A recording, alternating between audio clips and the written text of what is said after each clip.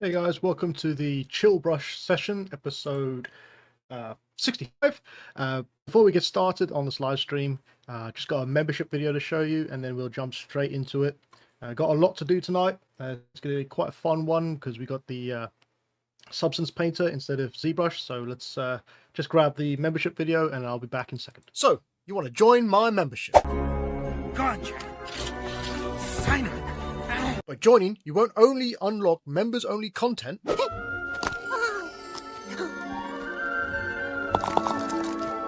you'll also be supporting my channel and the growth of the community. Are you ready to do your part? I'm doing my part. For as little as a price of coffee a month, God damn, Jimmy. This some serious gourmet shit. you'll be able to access all past live streams and get exclusive members-only content. Yeah, boy. That's less than 49p a video. Shut up and take my money. So if you're ready,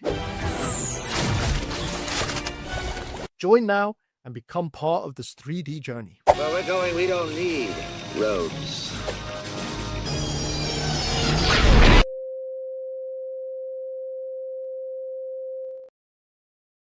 Okay, so as you saw there, you can become a member of the channel and you can unlock all the live stream tutorials that we've been working on. So that's the Dragonheart tutorial, the anatomy for male anatomy tutorial, as well as the Prowler tutorial, which we're working on at the moment. You can also unlock the long form videos that I have of my time-lapse videos. This is just with lo-fi music and it's just in real time, so you get to see me sculpt it from beginning to end, which is what a lot of people have been asking for. So you can also unlock those. I typically put one every 2 weeks up of that.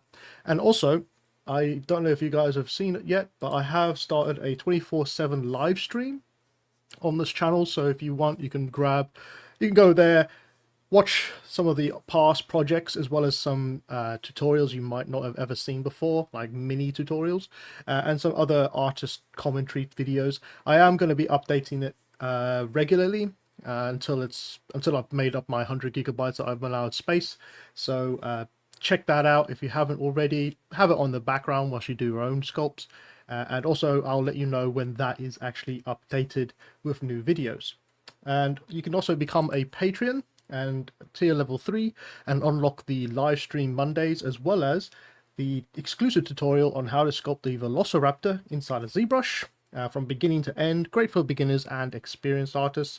As well as that, we're going to be moving into the UV the retopoing stage and UV mapping stage soon. So if you want to make your own model first and then follow along down the pipeline, because we're going to do a full pipeline with this one for my Patreons only. And then they've also got the how to sculpt a golem tutorial inside of ZBrush using hard surface sculpting techniques as well as organics. Just a bit of a fun one, just to break up the section between the Raptors tutorials. So if you want, grab that as well as a tier level 3, and it's exclusive as well.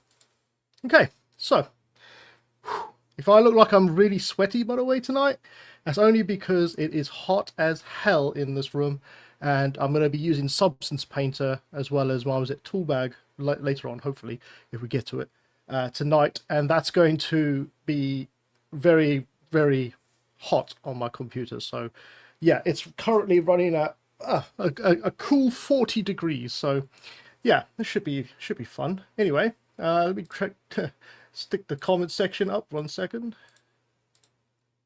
By the way, if you can hear me, just let me know in the comment section. That would be grand. There we go. All right, let's get some music on. Right. Okay. I think we've all been waiting for this one for a while. This has actually been the longest mini project that we've had. Oh, let me just change this up 1 second. Main stage. There we are. So this has been the longest mini project we've had because it's hard surface, and as I've mentioned before, I'm not the greatest when it comes to hard surface inside ZBrush. I'm more of an organics character, so this is a kind of a conceptual piece rather than an actual full-on final model, right? So this is a proof of concept, as they would say inside the industry. So we've got like a very basic concept sculpt of a Spartan type character. We weren't going to make a Spartan, but it somehow just navigated towards it, so we're just going to go with it. Yeah, last week we managed to get it out of the ZBrush and into Maya, gave it UVs. I've also fixed the UVs in the back here on the vents, so those are nice and fixed now. I basically just baked it again. And yeah, we kind of put it in here, put some basic textures on, so we could have something to play with later on. And that's what we're going to do tonight. So let me just check the comments real quick. It's Comics Legend. Oh, sorry, my mouse is out of the way. Comics Legend says, have you ever textured and rendered all within Marmoset Toolbag? Their texturing tools are pretty cool. I haven't had a chance to, actually. I'm just so busy at work, and then I've got after work, I'm normally on to making a video for YouTube or a project for Patreon or a brush or a client work. So I don't have time in the evenings. I don't even have a social life. That's how busy I am. So yeah, I would love to look into it, but I haven't had a chance yet. It's been very hectic at work as well, so it's not very good. Long days. Joseph, nice to see you again. Good evening. One of my longest members on YouTube. Thank you very much for coming in and joining tonight. All right, so what are we going to do with this guy? Let's have a look at what we had. All right, so we kind of just used a basic steel painted scrapped green texture. This is all inside of assets. Now I typically try to use smart materials from Substance Painter as a base mesh or base texture, sorry, because all the information is there for you. You know, like the specular, the metallic, the roughness. It's all built in there for you, so you don't have to think too much. And a lot of people do this in the industry as well. They don't just you know, start from scratch most of the time, unless it's something that's very unique. They'll always have some sort of base texture to use when they texture. So that's exactly what I've done with this. And we can actually come in here and you can adjust parameters in here as well on these textures. Oh, let me just turn off the pause. Here we go. So you can come in here and adjust textures as well. But typically use a smart material for the base texture, and then you can start to overlay it with more and more textures as you go down the list. I just want to actually change the color of this a little bit, because I think it's a bit too beige. If we remember, we're trying to get something like this guy's going, but I think we're too light on this color, so I'm just going to come in here and just change that.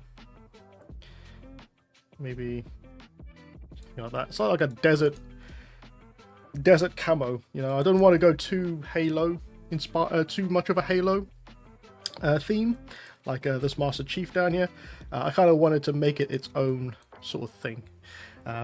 The other thing we did was suits. So each one of these UVs, we just put a texture down on it, so we could come back to it. So with this one, this weaving pattern that it has in here, if I just isolate this, so this is all the suit parts. You can see this weaving pattern it's got in here. This one here. I just want to change that up so it's not going on all the pieces. Again, must stress this as many times as possible. If you're watching this from this episode, this is not a final model. This is a conceptual piece. So actually, I want to make a white mask. This is a conceptual piece, so I'm not too bothered about cleanliness and perfection really when it comes to this model. I'm just going to paint out using a masking technique. Again, also trying to use a non-destructible method inside of Substance Painter. It's best to learn a non-destructible method inside of Substance Painter. When you're working in the industry, it really does help later on. What I mean by that is using masking techniques rather than painting directly onto the text, onto the model. It'll save you time later on if you have to go in and change things. So just bear that in mind when you're working in Substance Painter, because the last thing you want to do is get to the end of your texturing and you spend hours and hours of it, right?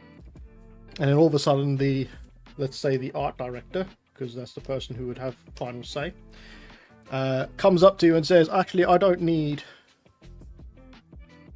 all that. Can we just change, can we completely change it, a little bit of detail there and a little bit of detail there and there, whatever. And all of a sudden you're sitting there wondering why you just did all that work if it's never going to be used. So a non-destructible method is much easier, not painting directly onto the model. Even though I'm doing it with the mask right now, I'm painting directly on the model, but I can always just change the mask, right? It's when you start using the actual paintbrush, like a paint layer, is when it starts to get a bit messy. Speaking of which, what is this fiber texture?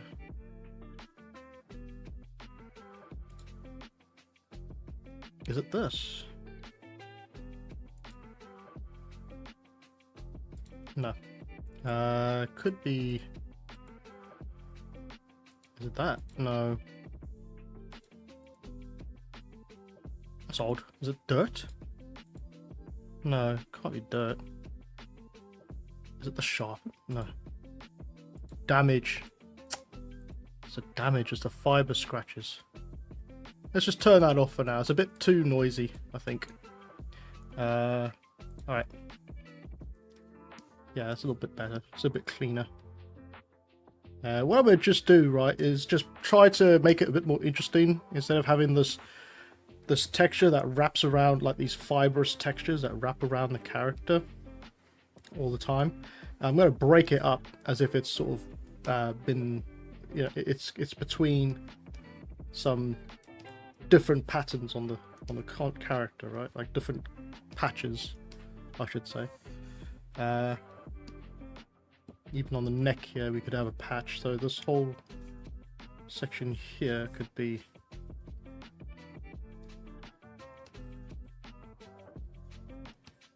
How's everyone been, by the way? Is everyone doing okay? Everyone having a good week so far?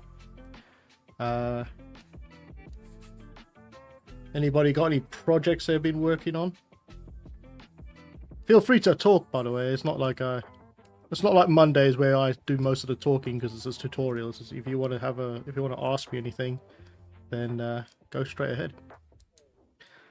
All right, so I'm just, like I say, I'm just coming in here making things a little bit more interesting. I think this will actually be a harder piece of fabric, so we don't need these lines on this piece.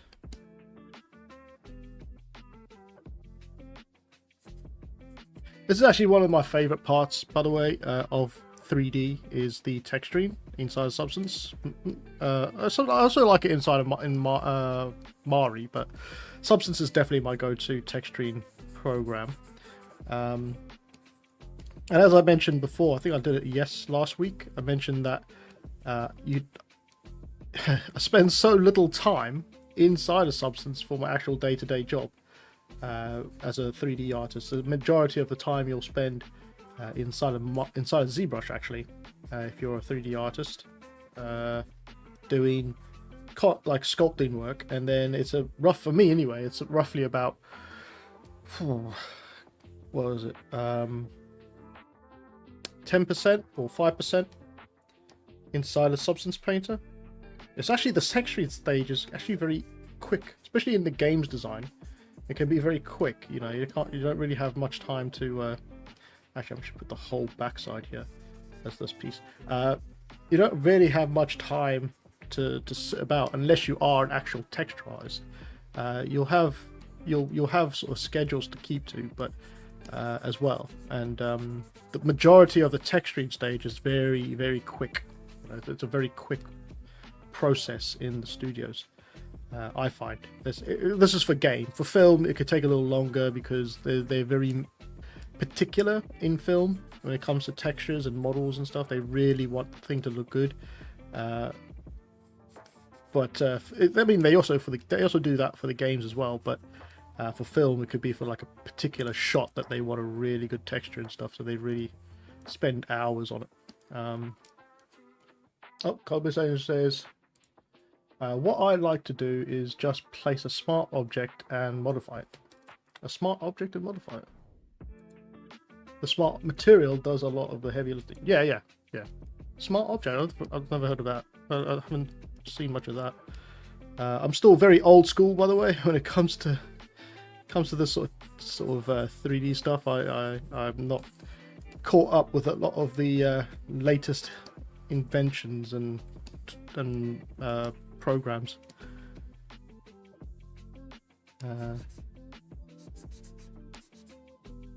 Just put that there as well. Oh, you meant smart material? Yeah. Okay. Cool. Yeah. Yeah. Like I said at the beginning, it's easier to create a smart material or to create a material or use a material that's already created for you, because it just saves you so much time in the long run than having to make your own ones. I mean, there's nothing wrong with doing your own ones. It's just if you have the time to do it, then go ahead. Again, it's all about timing, really. Just do gloves real quick.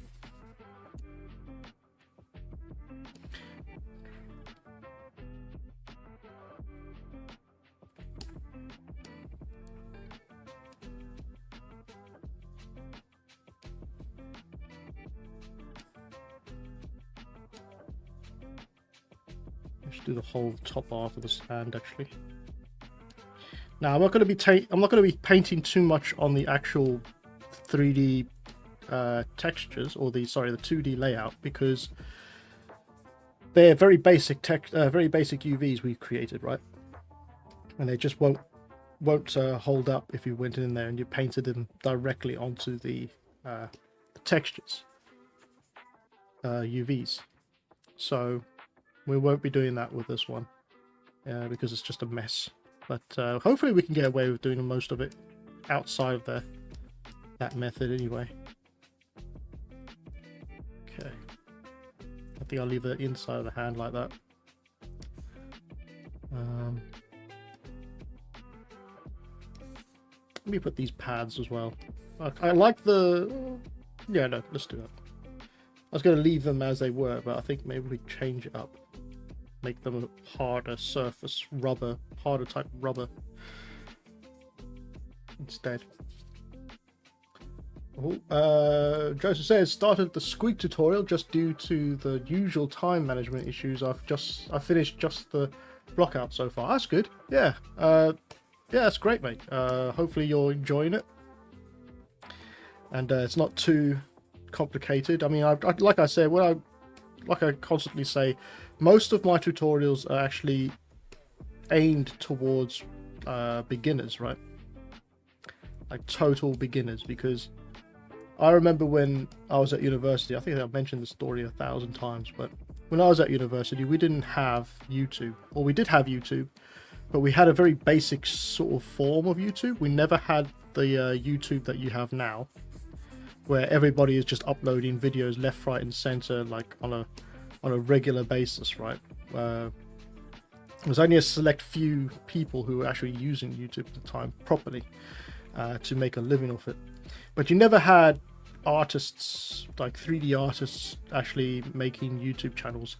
That's I still think it's a relatively new thing that's been happening on YouTube, is like 3D artists doing YouTube, right? So yeah, what I had to do was I had to buy a subscription to an online course, Lydia, I think it was called, and try to learn it through that. But sometimes they wouldn't have all the tutorial videos up, so they would sort of stop halfway through, and that's no good if you want to be an artist. You have to learn all the way through to the end, right? That's how you should learn it, tutorials. And so I'd spend most of the time trying to stitch together, like from other tutorials I could find that were online, stitch together these tutorials to make something inside of ZBrush or something inside of Maya. Or the worst thing I did was try to learn rigging in Maya, and a lot of the tutorial videos on rigging is half made stuff. It's almost like the people who were making at the time who were making the tutorials, they kind of got bored halfway through and they just thought, oh screw it, I'm not going to make any more. So you really had to spend like a lot of time stitching things together and making sure it sort of worked with each other. So yeah, not the greatest of learning curves. So that's why I do a lot of tutorials from scratch rather than I do it from scratch, and I also make it available to beginners to learn, because it's just so important for beginners to have good tutorials to learn from. Right. We will be doing a lot of this by hand, by the way, instead of doing it like with ID maps and stuff, because yeah, it's like I said, this model's not made for that sort of thing. In fact, the textures might not look amazing, by the way, when we're finished, but hopefully it'll be enough to give you an idea of how things could look.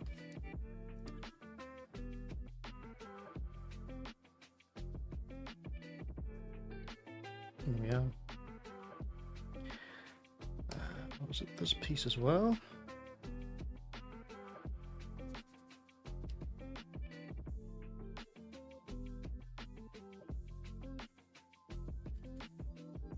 Okay.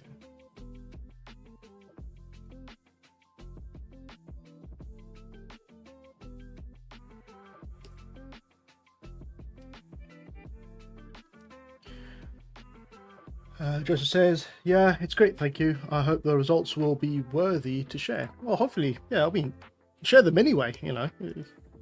There's no issue with sharing your work. I mean, I think everybody should share their work, no matter how far you are in the process of learning. You should always share your work to get some feedback, or you know, to show that you're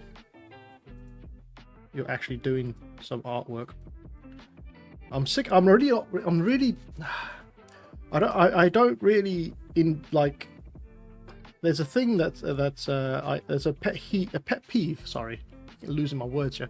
There's a pet peeve I have when it comes to artists who are trying to get a job, right, in the industry, and they've already been working in the industry. I'm not gonna, I'm not shitting on them for that, but the ones that sort of, they're going for a higher, what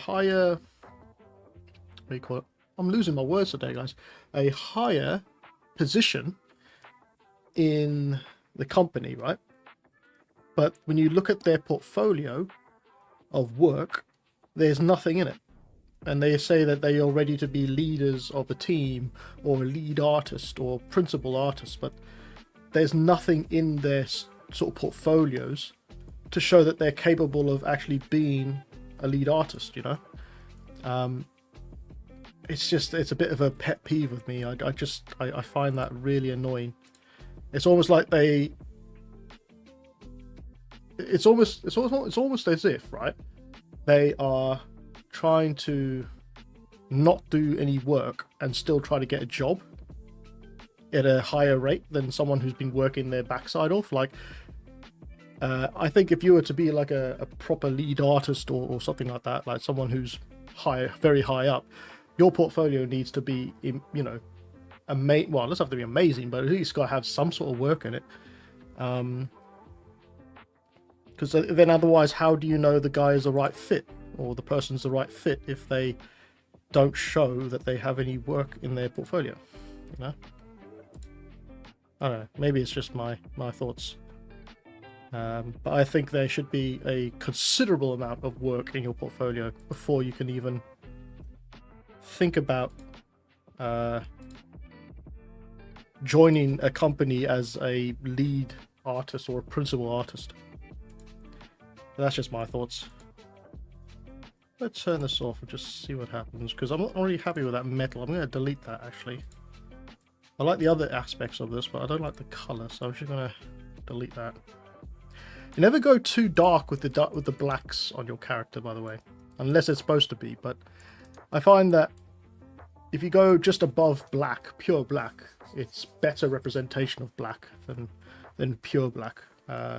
It's kind of like when you do painting or whatever. You don't go pure. You don't have to go pure white or pure black. It's better to be just off black or off white. Okay.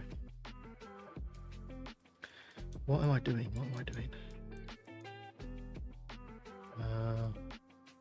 Let's add some effects to this armor real quick, because it looks very clean and not very used, if you know what I mean. So I'm going to make a new folder, call this effects, and I'm going to add a blur mask, a black mask.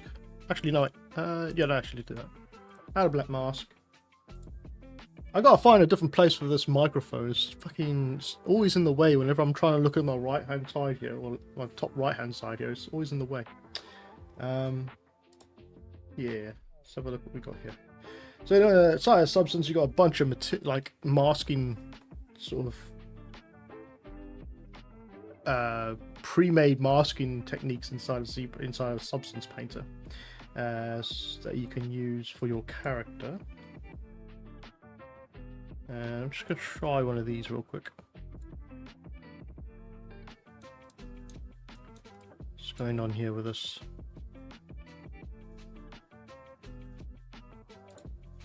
Put that as a pass through. Okay, yeah. Now, don't really want this sort of blurry sort of texture on it. You want it sort of hardened, so I'm just going to play around with these at the bottom here, these sliders. Of course, if this was a perfectly modeled character, you'd have those nice sharp edges that you could get these sort of masks right with, right? So we're just going to have to play around until we get exactly what we like. Might be a little bit of, you know, playing around to get it right. It's too bad actually.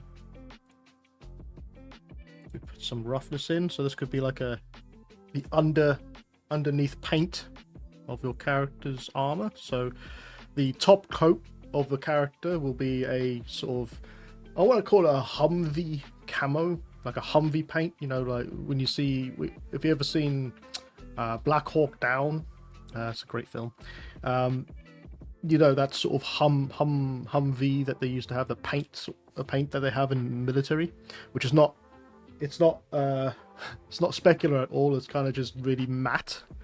That's the kind of effect I'm going with, like a tank armor or Humvee armor to this guy. Metal looks on. But underneath that, there is a metal underneath. Metal texture underneath. Sort of like he's really been through the wars, right? He's really been through hell. I'm not a fan of purely clean characters. I find that the most unbelievable thing to look at when it comes to sci-fi characters is like a really clean model, right? It's just not believable. And you can also add a little bit of height to it, actually. So if we add a little bit of height to it, so you can just think that this is just below the texture, the paint texture or the paint layer. So you don't have to have it really high with the text, with the height map. You don't want it to have it down here, because then it starts to get really ugly and pixelated. It's very subtle. It's when you're using the height inside of Substance Painter, I find it's a very subtle thing to use, right? So you just want to use a little bit at a time, especially if it's like surface damage and stuff like that. So might even just be able to get away with a 0.3, right? That just gives it that little bit of depth between the paint layer and the chip and the metal underneath. We might even get 0.2. Yeah, I think 0.2 is a little better. I'm just going to make the actual metal a little darker. I think that's going to be better. So you can see we can build on these really cool textures really fast. Comics Ocean says, you can also add a slight blur filter to soften it. Yes, yeah, definitely. So if you come over to the mask, you can right click, add filter, and you can add a blur, and you can just change the intensity. It's better just to type it in sometimes, because sometimes it just, yeah, it's gonna have to be very, very light blur, like 0.03. That's better.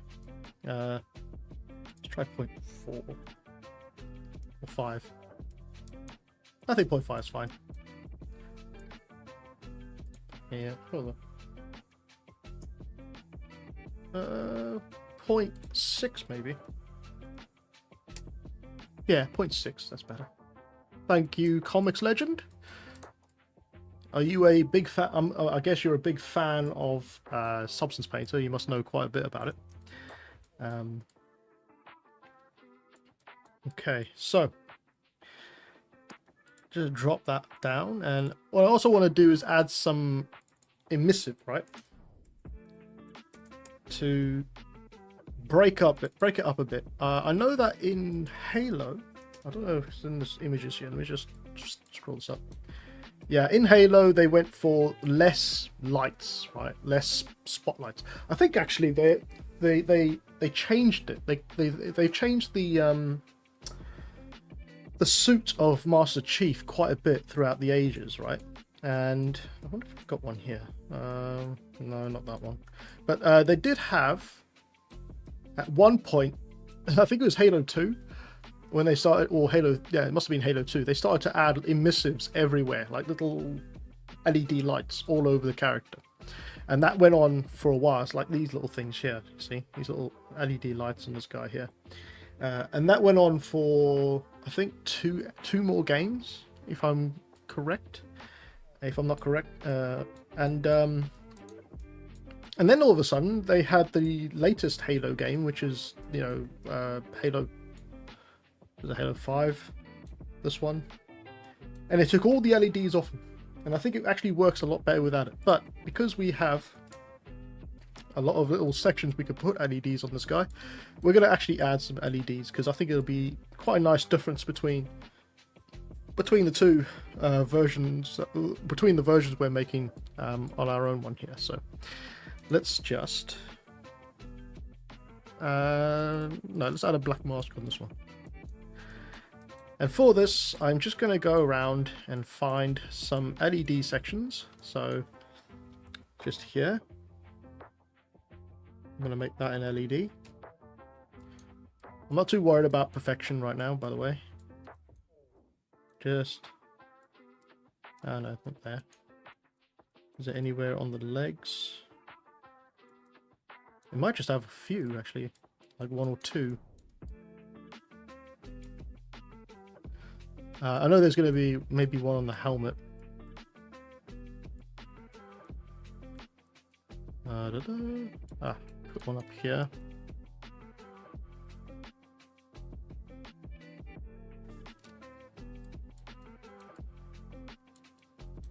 And I have got symmetry turned on, so it's easier to work with. Of course, my character is completely symmetrical, so it's not too much of an issue. Come on. Just add there. And, oh, we can have one there.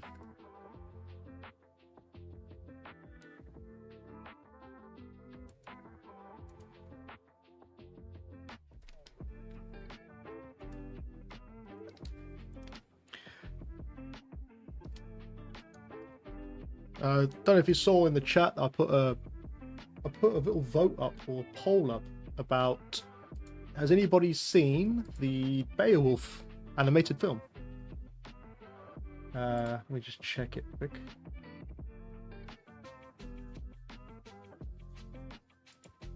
And apparently, right now we've got a 50-50 split. 50% of you have seen it and 50% of you haven't seen it, which is hilarious. I'm wondering if Cakester's in the crowd. Probably hasn't seen it. But yeah, I watched it recently actually, and I gotta tell you, I actually enjoy it. I think it's, even at the time, it had a really janky 3D look to it, right? Sort of that uncanny valley approach to the final look. I still think it holds up really nicely, actually, till today. And also the story to it as well is really nice. But yeah, really enjoyed that film. Got a strong cast of characters in it, or actors.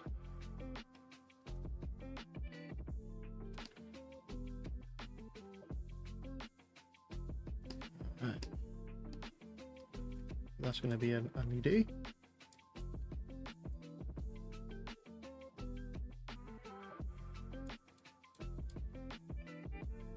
Okay, let's make these ones here.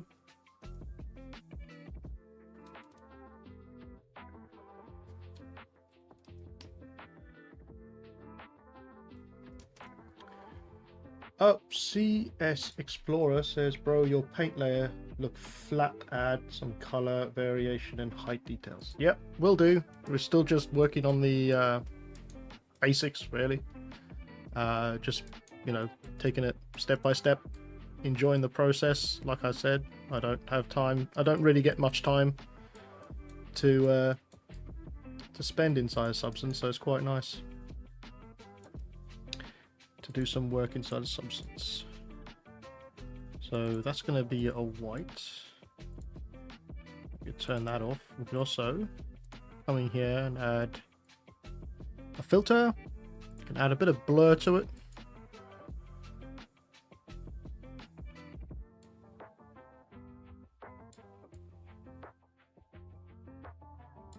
Here we are. So we get a little bit of a glow to it when we take it out into Marmoset Toolbag when it renders out. Did I not put those two? Oh, hold on. Just add those two as well.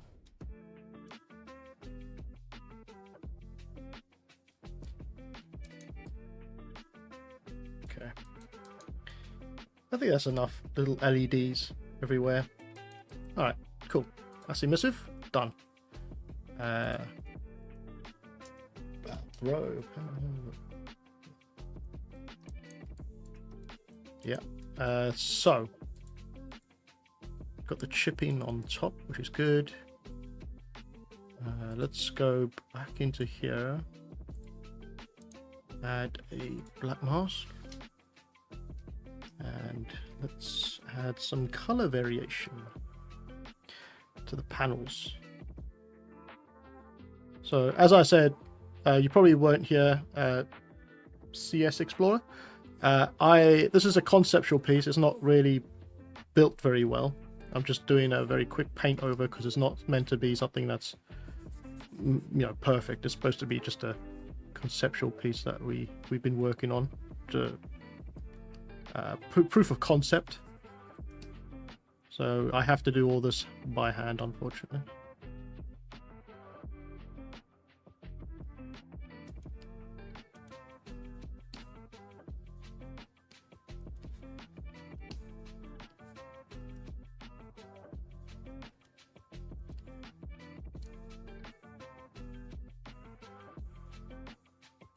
Says, for these kind of armor, I really like Doom armor outfit texture a lot. Yes, I like Doom armor as well. There's that one guy. Oh, forgot to make ID map. Yeah, no, I didn't have an ID map, unfortunately. I don't know if you saw any of the other ZBrush, the actual ZBrush sculpting live streams, but it's basically, this is all just one blob of. It's basically all just one blob. So, yeah, there's no panels or anything like that really on this character. I mean, I'll show you what the UVs look like. They were all just generated out of ZBrush, so these are all the UVs. They're not perfect at all. Yeah, there's that one guy who did the Doom character, but as a demon. He's very famous online, on ArtStation and stuff. Oh, no, sorry, Instagram. Can't remember his name though. I'm not good with names. I'm really not good with names.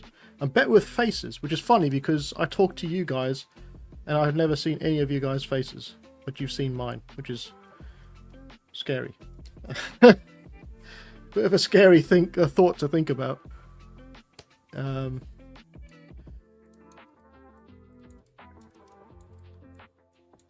Yeah, the UVs are just projected through ZBrush just quickly.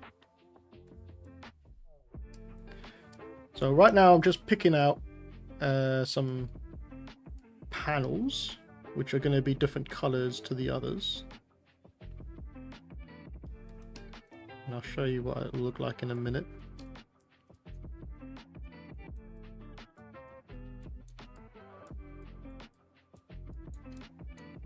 Let's add this one.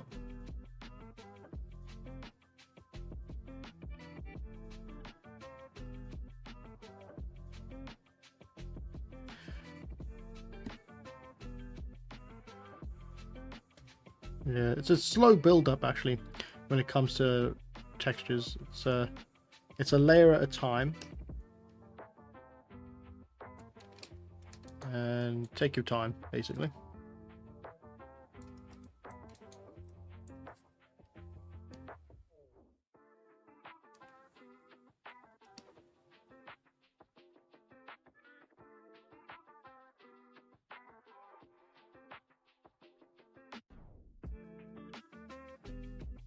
All right.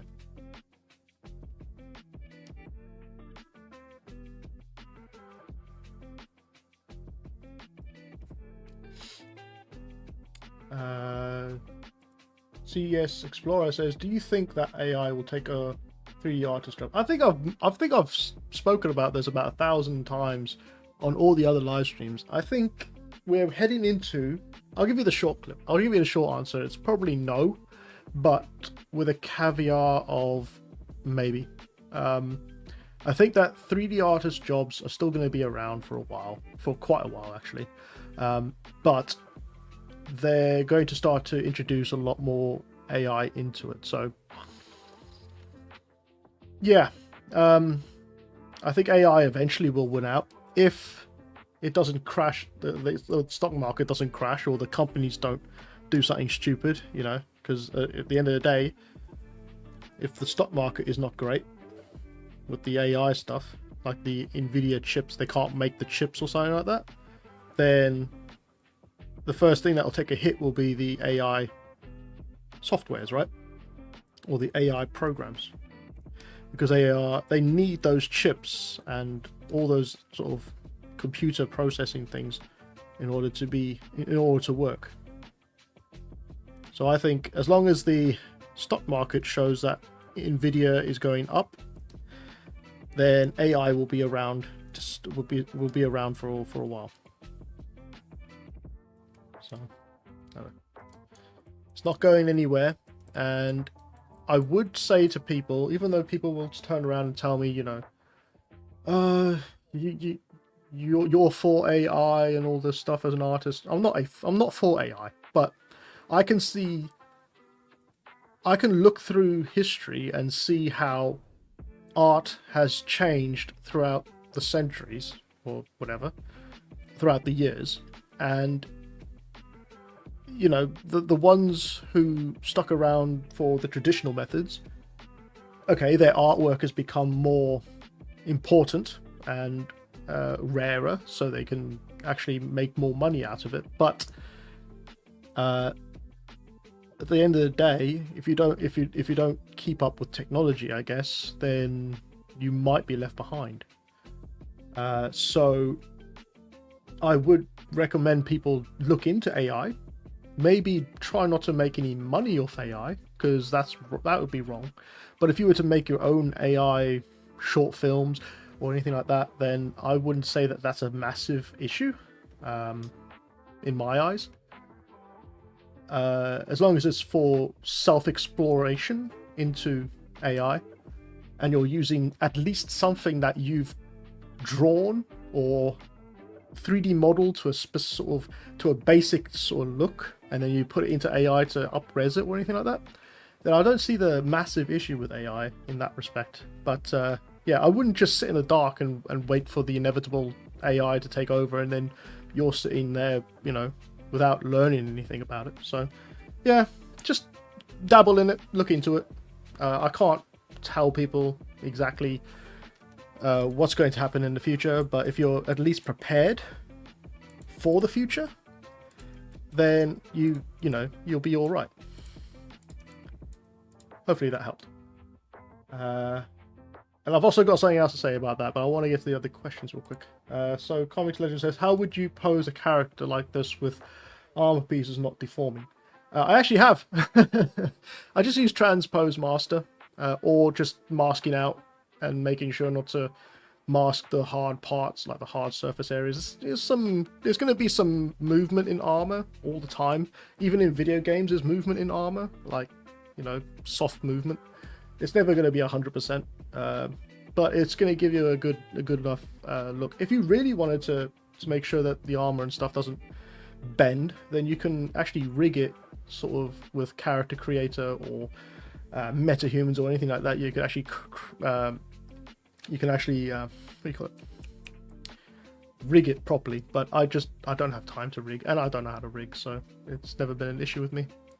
CS Explorer says, like, ZBrush is also mimicked like AI.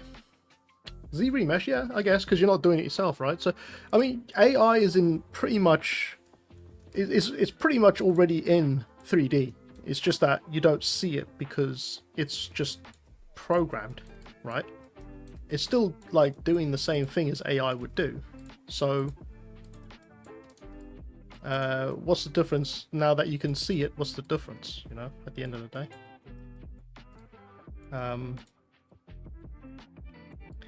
Yeah, but I think this is a good case. This is a good case study for AI, I think, in my opinion, right? Let's say you are a small-time artist who has massive ideas for films and games. Well, not games, but let's say let's just put to film or TV show.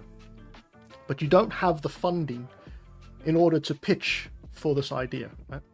So why not use AI to generate a pitch for a film, or to get your idea onto paper, like they would say back in the day with sort of pen and pencil, get your idea on paper, and then use that to show to a film studio the idea. This is the idea. It's like kind of like making an animatic or making a storyboard, but just using AI instead, right?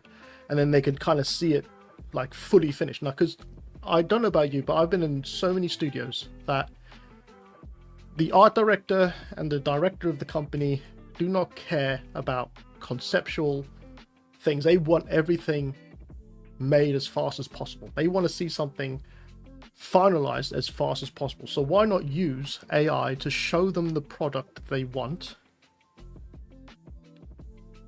in a visual sort of way, and then they can sign off on it, and then you build that. Once you get the funding, you build that idea in using actual real methods, right? It also gives the chance for people who are, like I said, not got any financial backing to create their ideas, you know, to actually bring their ideas to life. Because there's so many people out there with great stories and great ideas for films, and now they're able to actually do it. So, you know, why would you not want them to sort of bring their idea to life? It could be the next Star Wars, it could be the next Jaws, you know, it could be anything. Why does it always have to be these legacy directors that only get the opportunity to make films? Why not have someone who's a completely nobody try making a film in AI, you know, an idea in AI, not a film, but an idea in AI, and get hired as a director, you know? because I think that's a good case study. You know, give the small person a chance. Because I mean, if you look at some of the stuff these major directors are coming out with these days, are they any better than what someone who could using AI could make? You know, I've seen so many cool things made with AI, like ideas, not films, but ideas made with AI, and they've all had to have someone in the background telling AI how that is supposed to be made and how they want that to look. It's not like they just say, "Oh, make me a film with a dragon in it and a knight, and yeah, he kills the dragon." That's not how it's made. If you actually sit down and watch the making of AI films, you'll be surprised at how much they actually, how much work they actually have to do in order to get that AI to work properly. So yeah, I think it'll be a great idea or a great tool to use for conceptual pieces, like actually bringing to life something in your imagination, right? Something that you've always wanted to do, but you've never had the funding or you've never had the time to do.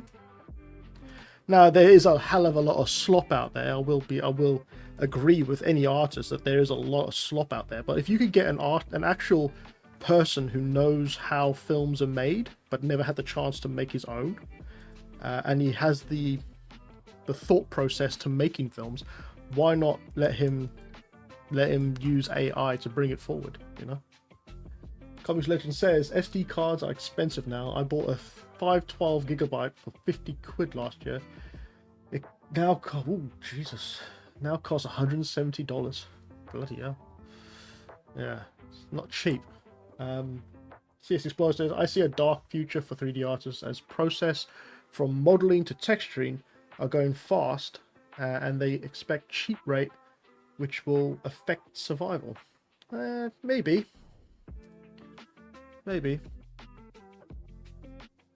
There's always a dark future. There's a dark future for everybody in the world right now. There is no shining light at the end of the tunnel at the moment. It's not just 3D artists that are, affected by what's going on in the world. You've had Google engineers and YouTube, not YouTube, well actually YouTube as well, but Facebook, Google, Tesla, all those major companies are just getting rid of people. So it's worldwide.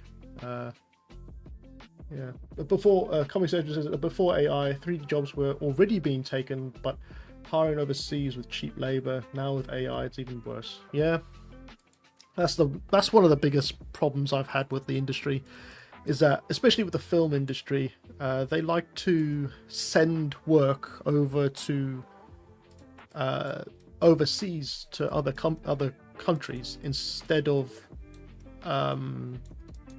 doing it in-house. And there's nothing worse than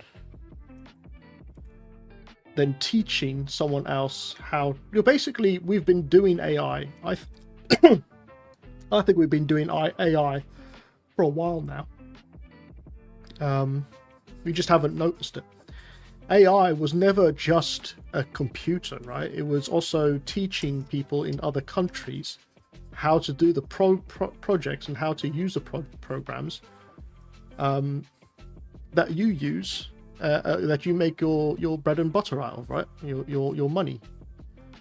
And so you're teaching them how to do your job, and at the end of the day, they're going to hire them because they're cheaper. That's exactly what happened with NPC, I believe. They started moving their production line down to Mumbai because it's cheaper than having it in London.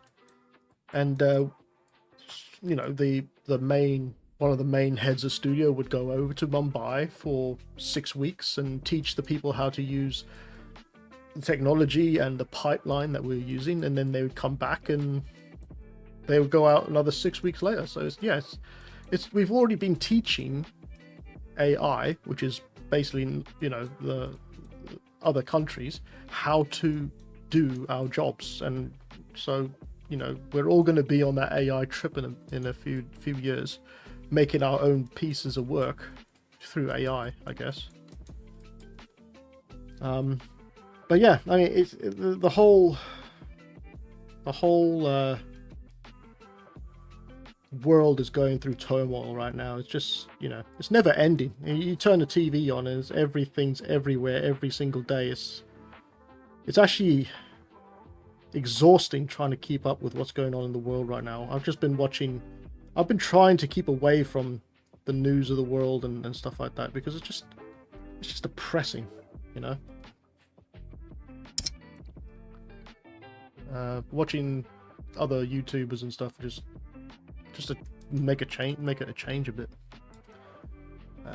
CS Explorer says, I think Blender is also responsible for destroying the industry rate, as it's free and everybody dive into it. Too much supply but less demand.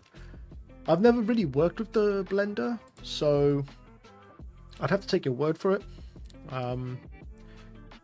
I've always been a Maya person, but that's only because it's industry standard at the moment for now. I think that other studios do use Blender, but it's not seen as an industry standard, I guess, just yet still. I could be wrong. But yeah, I can see where you're coming from with that. Blender is a free and open software, so they're just constantly churning out new tools and new techniques to make stuff. But yeah, kudos to the people who are doing it. But yeah, it is what it is. Right, now let's change this. But I ain't gonna go berserk with the color change, actually. Because I think that's just silly. You want to kind of keep it in the same area, but just off the original color, you know, so it looks like there's separate paneled textures on it. So conversation says, I think 3D tutorials will also have less customers with AI. People will not want to spend time and money learning when it can be done in minutes or seconds. The kids will think, why bother learning? Well, I can agree with that, actually, because I've found my sales of my tutorials for beginners has dropped dramatically over the last 2 years. It could just be because I haven't made a new one in so long, but I can understand that, you know, I can understand the that reasoning. It's all going to change, isn't it? You now got tutorials on YouTube for AI making. As well, so AI filmmaking, so they're already learning it. I'm sure of it. Inside of the school systems and stuff, they're probably learning it already.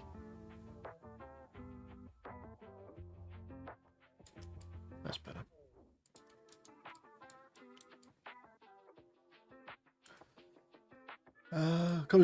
It's like saying to a kid to do long form math when you have a calculator. Yeah, can you remember when you're in high school? I mean, I'm not that old, but I can remember in high school the teacher said, "Oh, you won't always have a calculator at hand when you're doing maths, right?" Well, fuck him, because I have a calculator at hand. I've got something that's better than a calculator. I've got something that can fucking, you know, can do anything basically. So yeah, screw you. I liked math. I liked math when I was in school. Do you think you will shift to creating AI tutorials? Not AI tutorials, I don't think. I really do actually want to, well, I'll say that, but when I have time, I would like to dip my toe into AI films, right? Like making an AI short film. Maybe episodics, you know, do like a 30-second AI film, see how it works, see what results I get out of it, because it doesn't work perfectly all the time, and it's a lot of money actually. If you get it wrong, if you get the shot wrong, it's a lot of money you could be spending to generate with AI. So you got to really know what you're doing when it comes to generating an AI. So yeah, I'd like to make a short 30-second film, and then if I get a taste for it, I'll continue it as a small side project. You know, using my own characters, not using other people's characters, but using my characters to generate the sort of story. And yeah, I'll dip my toe in it. I don't see why not. But I won't do tutorials. No, I won't make tutorials on it. Depending on, well, actually, you know, maybe depending on how what do you call it? I keep changing the color of this. Depending on how popular it becomes, I guess, in the future, because I guess it's an inevitability unless things go tits up with the world. But I don't know, guys. It's a hard question to answer. Really, it is. When you're an artist, it's a hard question to answer. Because I would love to say no, straight no, don't do it, don't do this, don't do that. But then you would be denying what's reality, right? Reality is there is AI generating films, creators and films, or AI being used in films and games. It's not going anywhere at the moment. It's not going to disappear just because I say no to it. You know, just need to. I hate this color. What is wrong with this color? You just have to wait and see, I guess. For now. Is there many of you in the chat that are actually looking for their first time in a studio, like a job, studio job? Because I get a lot of people worried about AI, and I'm just wondering how many of you are actually working in the studio. Let me know in the chat, actually.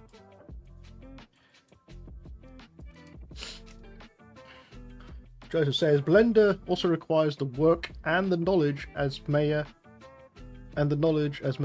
Why would it destroy the industry just because it's free? I don't know if it would destroy the industry. I think it's got a lot of tools that Maya could possibly, benefit from. But I think it's already being used in the industry for majority, like indie games and indie filmmakers. They use Blender because it's free, right? So yeah, I don't see why it would destroy the industry though. It's just a 3D program at the moment. Conversations, if you find a cool workflow and works well, it would be cool to have a tutorial. Yeah, I mean, there are tutorials out there, but if you would like to see a tutorial on AI once I've had a chance to look into it, because I just don't have time. But if I ever have a chance to look into it, then yeah, I could maybe show you guys in a live stream how I created things. CS Explorer says, yes, Blender is free, that's why it's destroying the industry rate. C Studio don't need to buy a license. Also, that cuts a lot investment, and they expect artists as well don't need to buy a license. What? Yes, Blender is free, that's why it's destroying the industry rate. C Studios don't need to buy license. Also, that cuts a lot investment, and they expect from artists as well as don't need to buy license. I have no idea. Sorry, sorry, man. It's broken up English there. I have no idea. Conversation says, I worked in the studio for 7 years. It was cool, but much prefer working from home. I don't think I could ever go back. Yeah, I work from home as well. I'd love to go back to a studio, but the studio that I work for is remote, so I don't have a choice. It's an actual remote studio, completely remote studio. There's no studio. There is a studio, but it's more of like a server hub, I guess you would say. It's just got servers in it that run the studio that we use.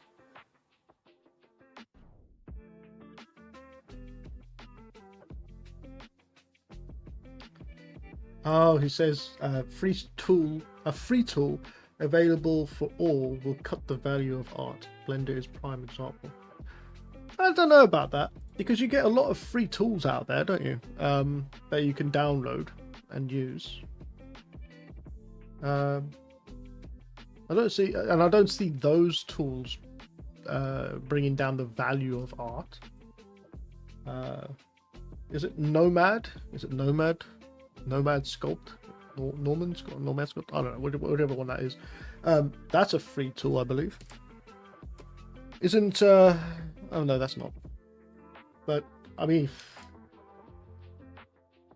I think Blender is a good tool for students, maybe. I mean, students should learn Maya, right? They should learn the actual studio tools that we have in studios. But if you are strapped for cash, and a lot of people are today, then Blender isn't not a bad idea to look into if you want a free program to get your 3D, get yourself into the 3D world, you know, and to test things out. Once you're, because I know a lot of people that said, oh, I want to be a 3D artist, I want to be an artist, I want to do 3D programs and all that sort of thing. And then they buy the stuff, or they buy the subscription, and then they use it for like a month, and then they don't use it. And this is like a year subscription, and they just wasted a lot of money. It's kind of like how I feel about universities. I've already told everybody this before, but how I feel about universities, how they just sort of, you're basically paying for a piece of paper at the end of right now, you know, just to say you've got a diploma.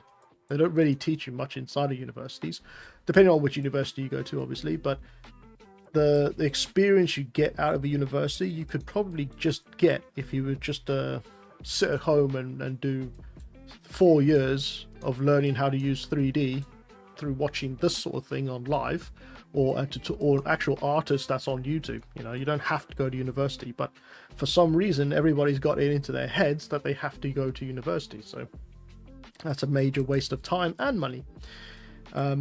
So I would say that Blender would be a great tool to show students for free, so that they can get an idea of how 3D works, and if they're really interested in it, then they can start to put their money towards actual 3D programs and industry standard stuff. You know, that would probably be the best thing to do.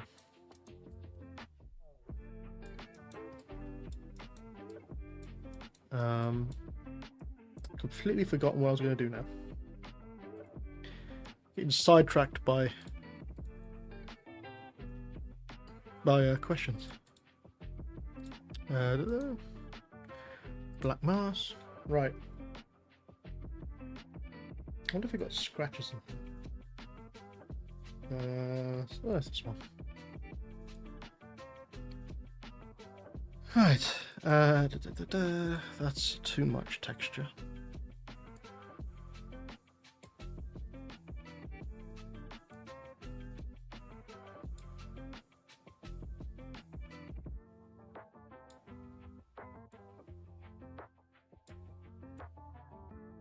Oh, that's the edge. I don't want the edge.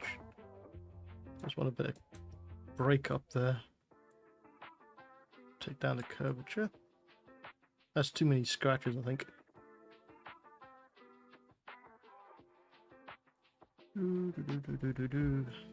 Where is it? There it is.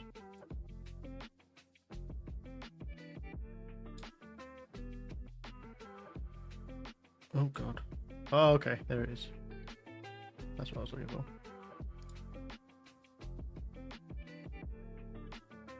Oh, please don't argue in the chat, guys. If you're arguing,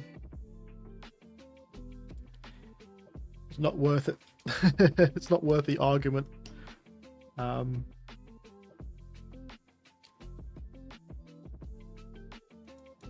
Keep it civil. Keep it civil. All right. So we've got a little bit of scratch detail on there now.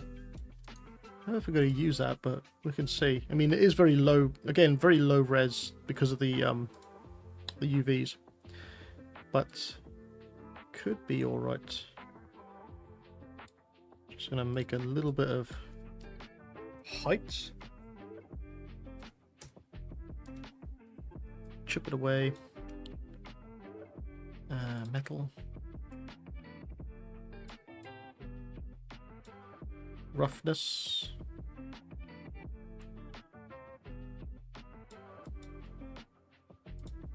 Let's do that in our own folder.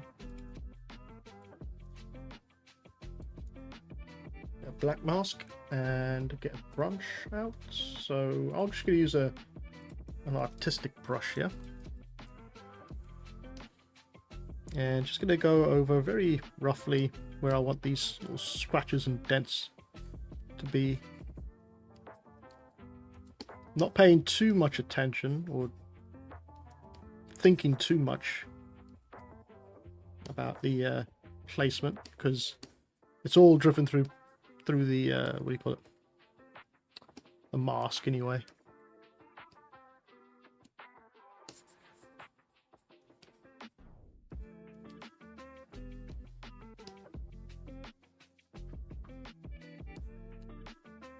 All right.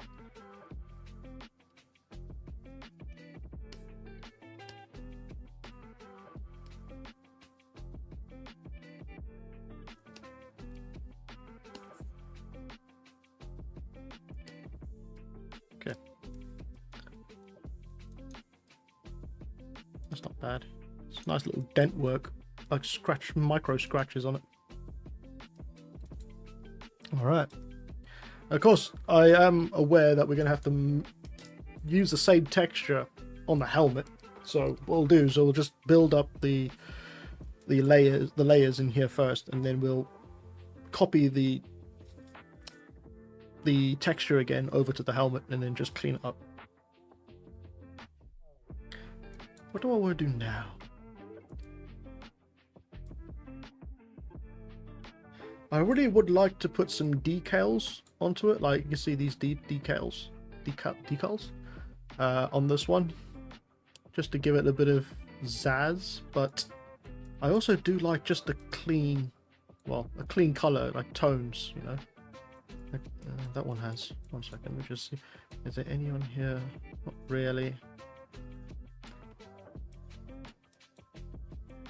No, not really, but maybe we could add one or two decals onto it, just to change it up a bit. We'll see.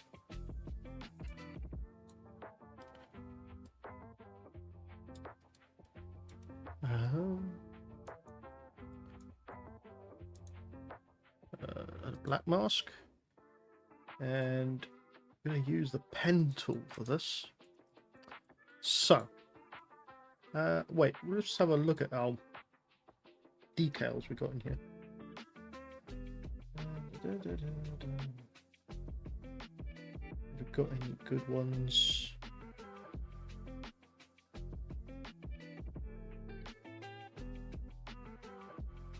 I mean, we could use some of these arrows, I guess, on a brush.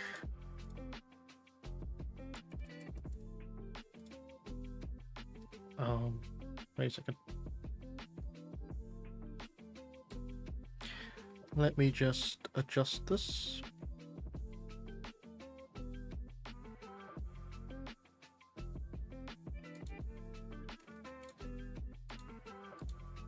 Why is it changing size? Hold on. I think it's because I got a different brush. Make sure it's a hard brush.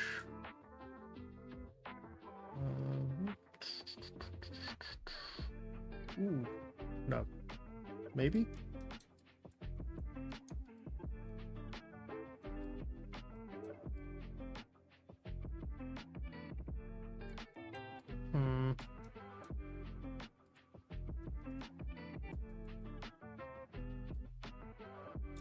Let's do this.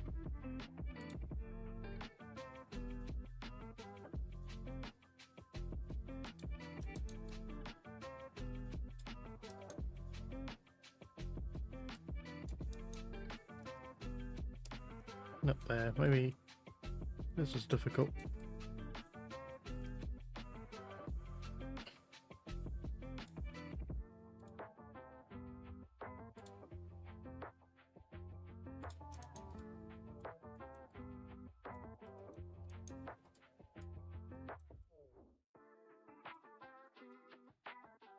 All right, let's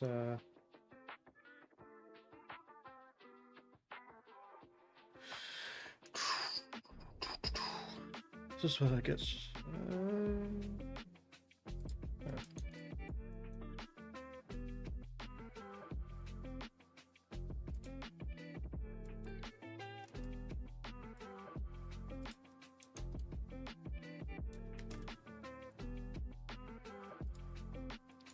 should really be looking at some concepts for this, shouldn't I?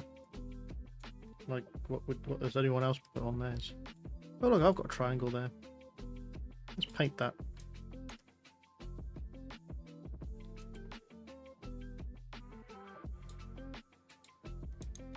There we are.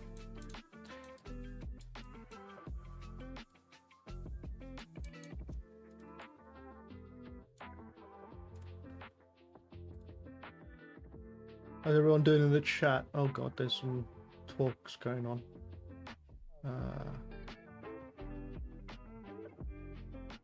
Is everybody all right in the chat?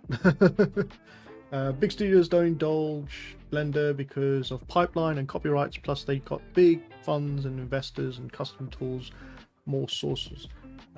Man, God knows when the industry will rise up again. Yeah, right. I mean, CS Explorer, I know I can agree with you on that one.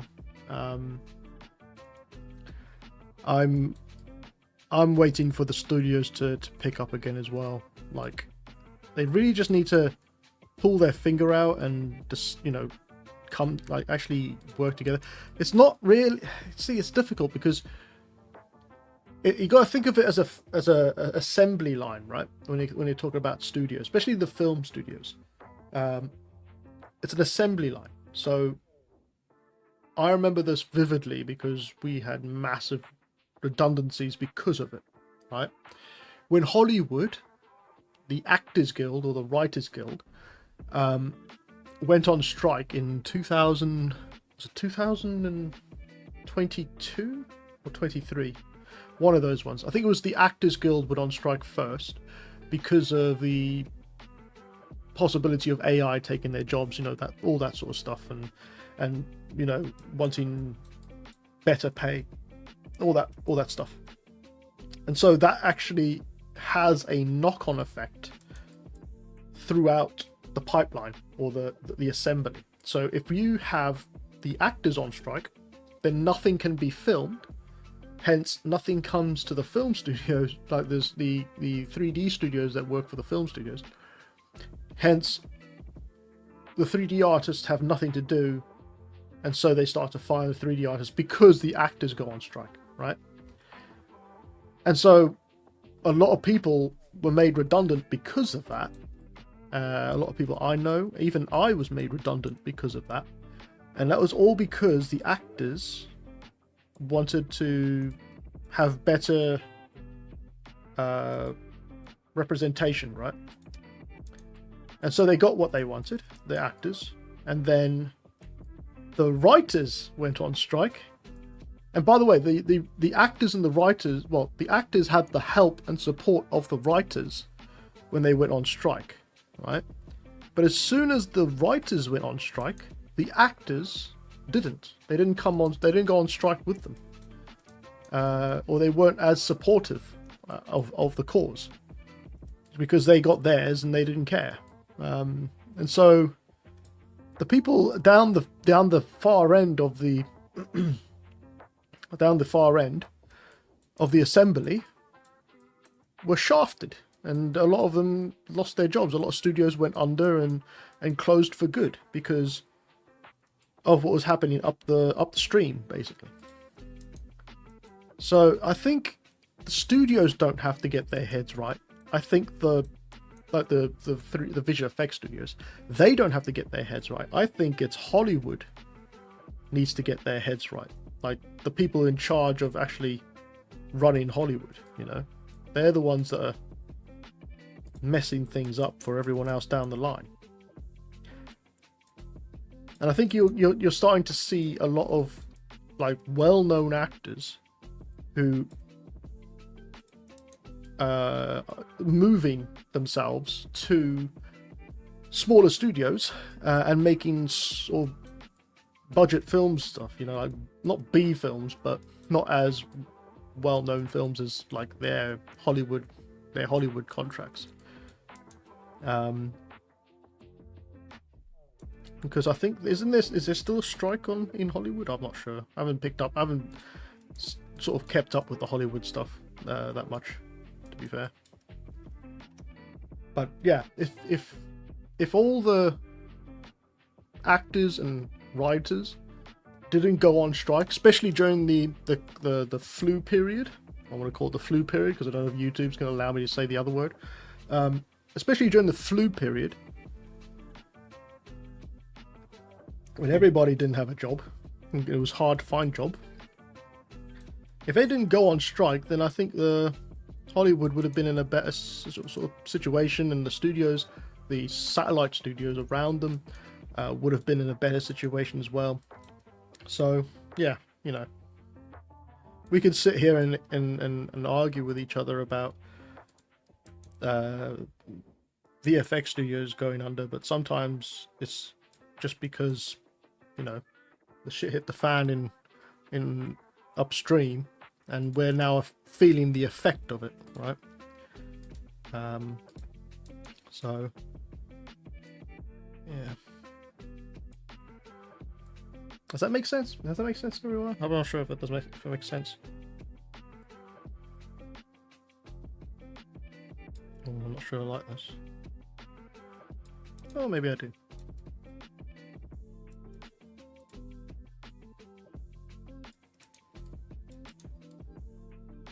Okay. Nice little bevel.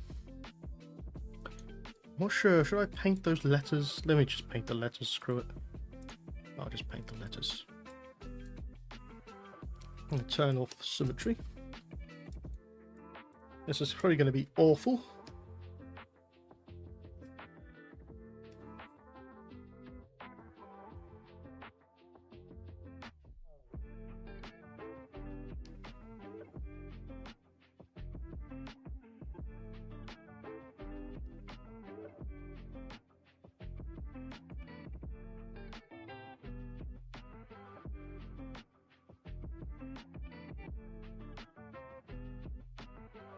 Okay, that's not too bad. Thought it was going to be a lot worse.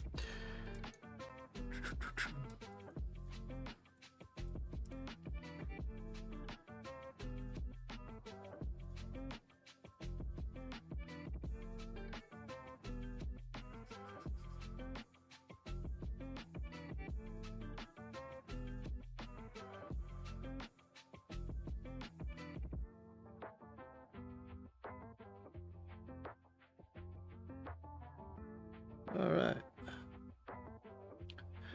We might not be able to get this all the way to the end like I wanted, but what I will do is before the end, I'll show you the Marmoset tool bag scene that I created. Maybe we'll just export the textures that I've done already and see what they look like inside of Marmoset. Tell you, that's an amazing program, that Marmoset tool bag. I mean, I used to dread it because, you know, I used to work with the old Marmoset toolbag before they started innovating on it. Like, I think it was 2.0 or something. Marmoset 2.0 or something like that. That a really old one, and it was all right. Did the job, you know, showed you your renders. It couldn't do anything else much at the time. But I think the actual software now is a lot better. Hell of a lot better. Some ray tracing. It's really good.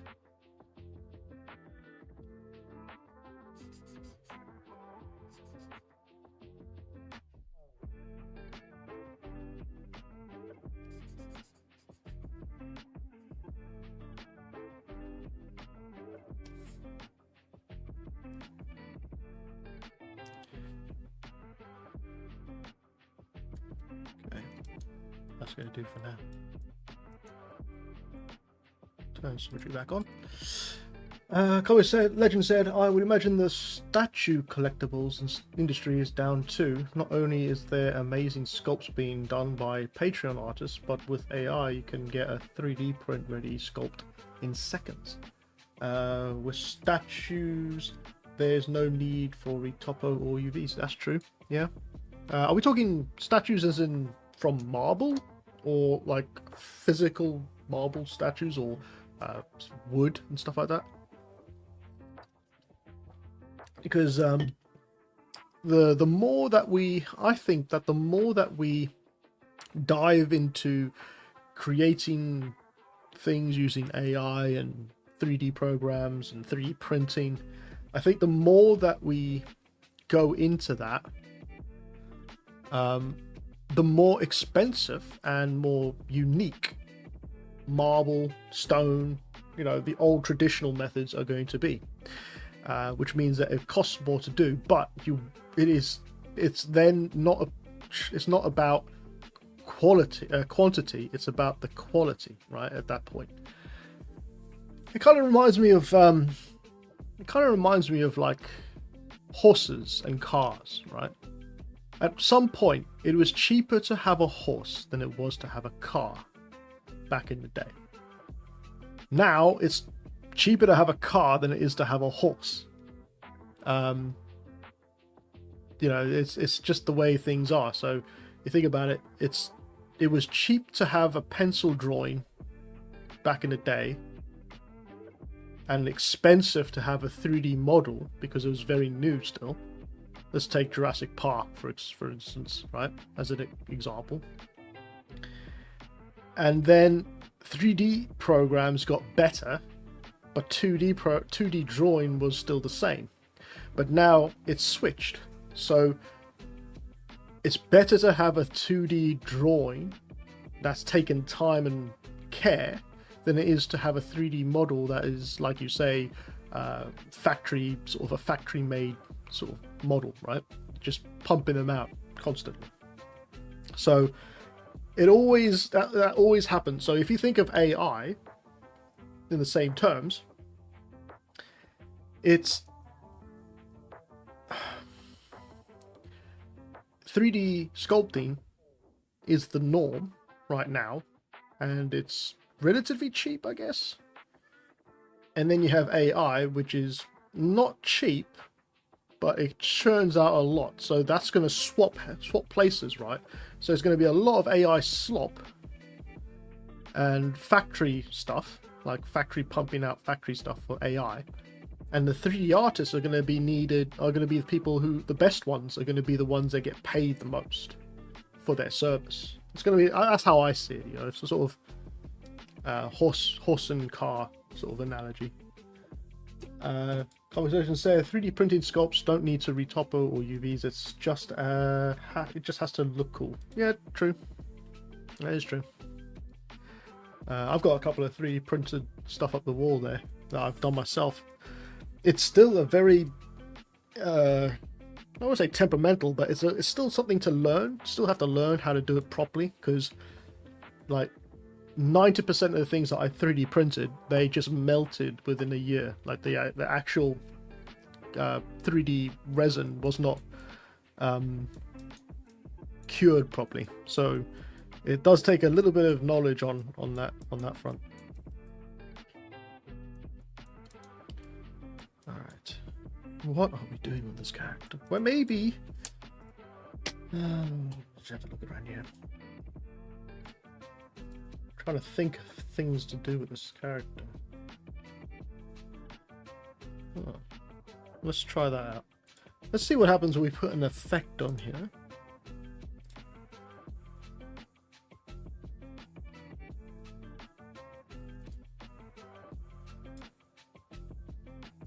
Oh, balls, hold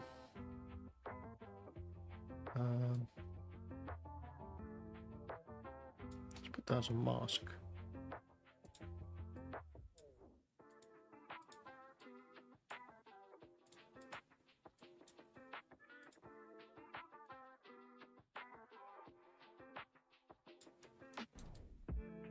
Oh god, that's going every which way but right. Uh,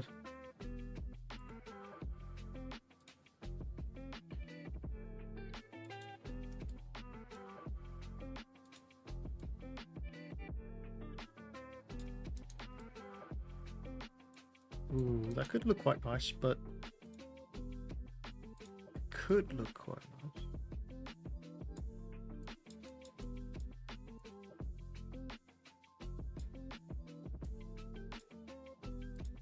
Maybe make it bigger.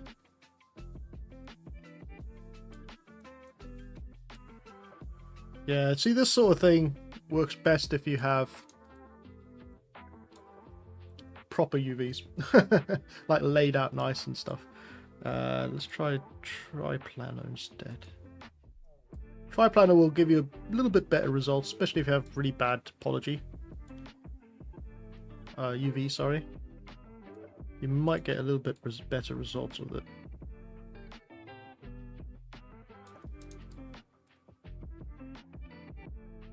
Yeah, that's not too bad. Where's that? I'm going to put these effects underneath. That steel gun. No, wait, it has to be on top. Does it? No, inside of here. This chip effect has to be on top of all the others in order to work properly. Okay. What do you think? You guys like the little digital texture that I'll put on there? You think it works all right? Should I change the color of it?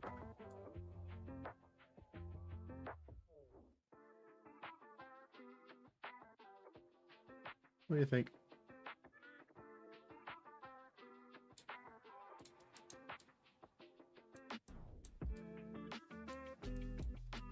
I quite like it, actually.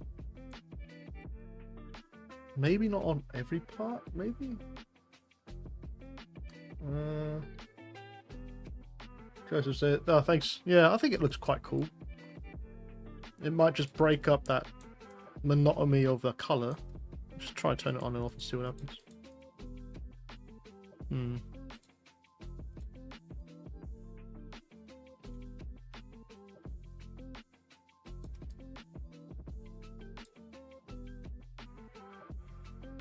Ooh. See, this is what happens when you play with when you use a non-destructive method. Is you can just change the color at whim, and not have to worry about breaking the scene or the character. Okay, let's try that. Just turn it down a little bit. It's almost as if it's surface noise, like a surface texture. Yeah. Yeah. Not bad. Not bad.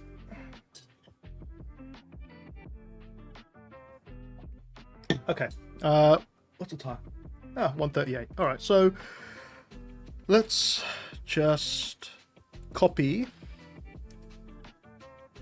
all of this onto the helmet now.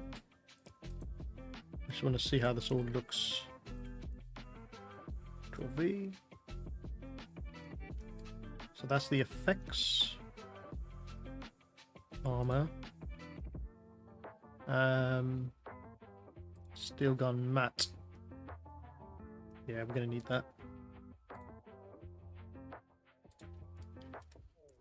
I'm going to delete this one. I'm going to get this one. Copy this one over. Like so. So we get that nice clear, that color we were looking for. Effects. Oh, we need the emissive. It's actually a good idea to name your folders, by the way. I haven't done it much on my one, but probably better to name them properly. And let's just add some quick symmetry. Yeah, add some quick emissives into here.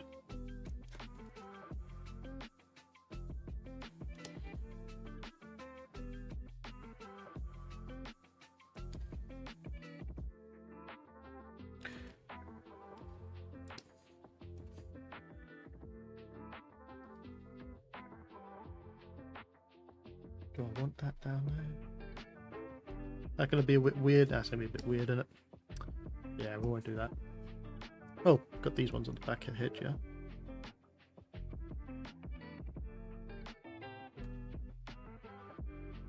Oh, it's not perfectly in the center. Tut tut tut.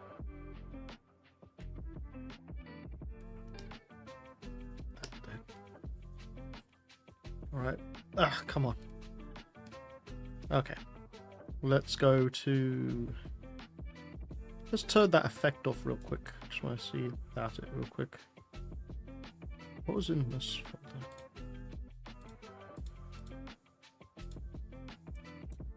Oh yeah. Had a black mask.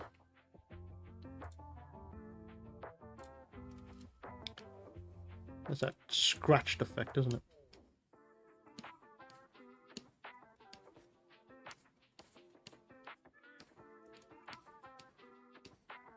Okay, a little bit of that done. And here we had, nope, the next one down. The black mask.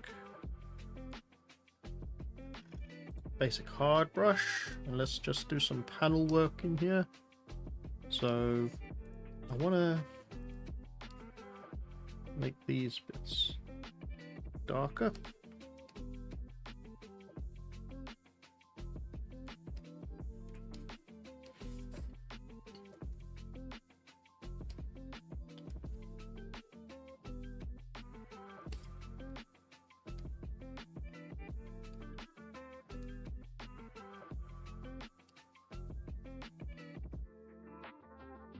I can't remember what we planned on doing after this sci-fi helmet or sci-fi guy.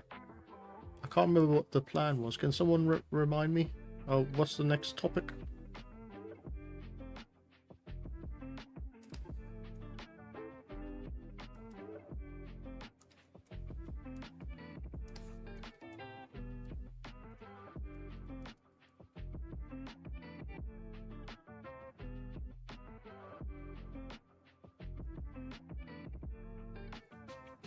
And those ones, steel gun mats.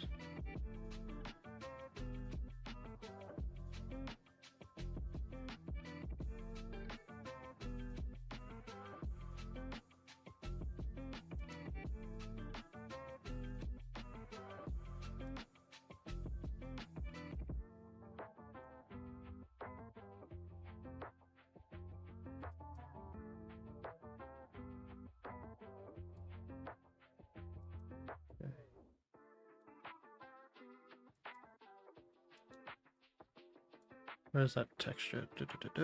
Boom.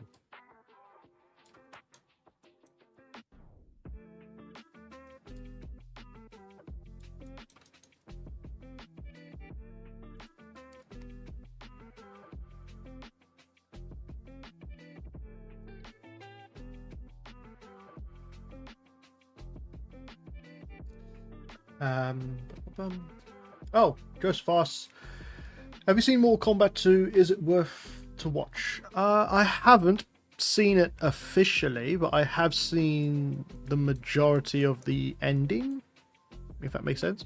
From what I can tell, from the snippets of stuff I've seen, I don't know.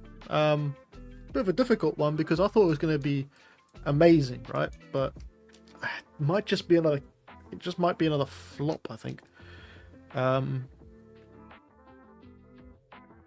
It's something about what I saw, right? Like, the fight scenes. That's it. The majority of the fight scenes, they were just. Oh, actually, I don't want to spoil it. Just what I would recommend watching it because it's it's Mortal Kombat. But I'd probably wait until you see it outside of cinema, maybe. I don't know. I don't know how much you want to see that film. I think Street Fighter is going to be a little better, though. Or much better, even, when that comes out. That's kind of like the one I'm looking forward to the most. Even though I was never really a Street Fighter player, I never really played the game that much. I know of it, Just don't know a lot of it, if that makes sense.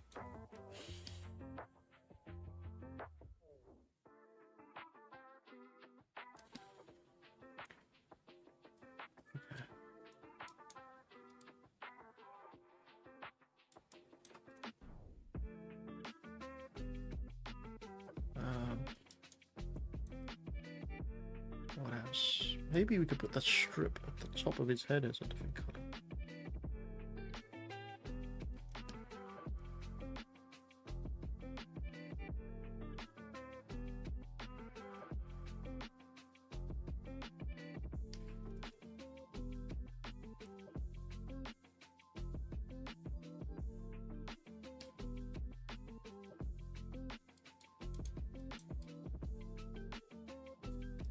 Yeah, that works.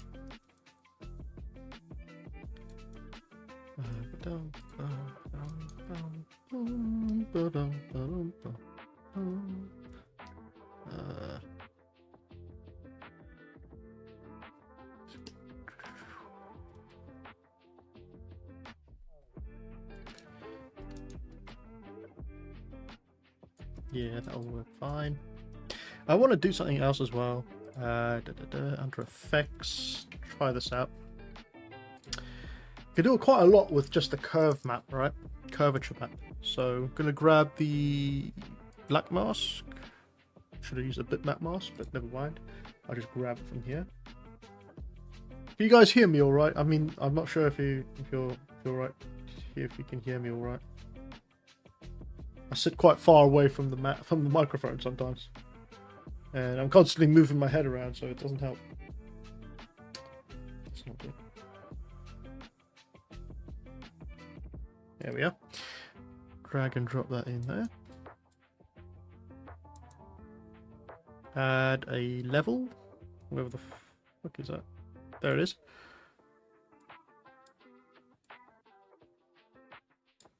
Invert it.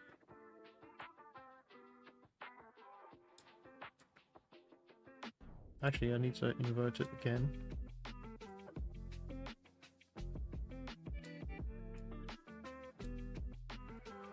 Hold on, what's going on here?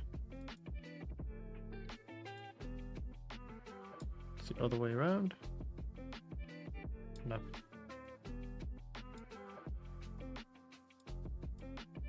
There it is. Strange.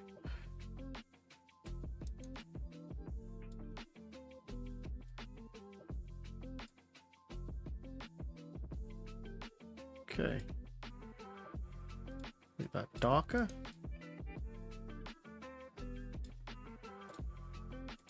Again, if we had perfect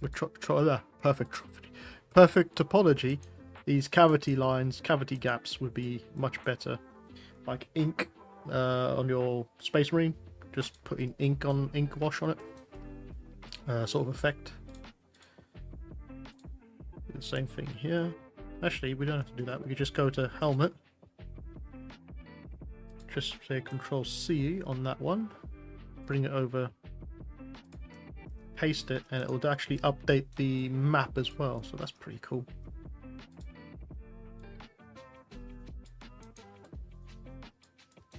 Should we see what it looks like in iRay? Shall we? Just have a quick look.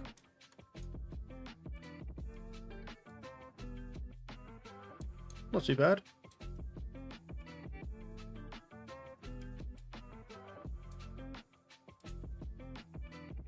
Of course, you can, add more and more detail to it. And just put it on world. Actually, it's better if it's on world. You can see all these illuminated lights are, which is pretty nice. And a nice little glow in the dark. We go to the back real quick. Just check the back. LED lights. Maybe we'll get rid of the one that's on the back of the helmet here. This sort of horseshoe shape. But I think the rest of them look pretty good.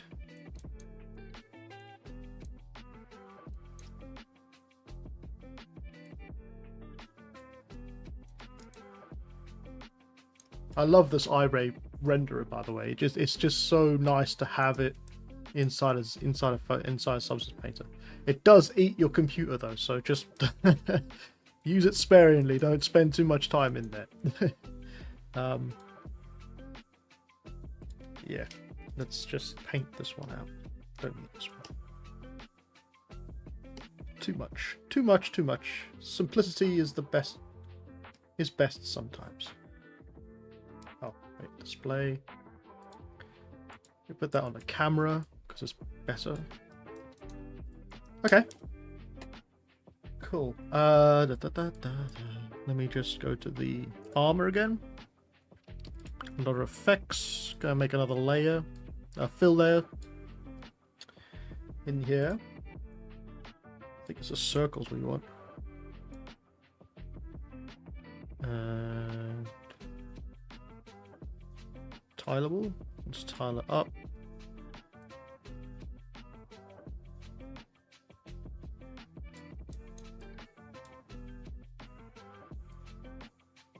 Now you gotta be a little bit weary about using really small details, right? Because they can become noisy, depending on your model, sort of texture and resolution. It can become a little bit noisy, so I try to not make it too big, too small a detail. But this is just going to be a little ventilation on the inside. Actually, wait, before we do that, let's hold on that. So these are going to be vents, or that sort of vent texture. What I want to do first is add a fill, black, and using the pen tool, put this down to 0.5 with symmetry turned on. Just going to do that and go to the height on, pull it out, make sure that these are touching. Like so. Now do another one right here. If you double click on the little circle, it'll actually make it straight, right?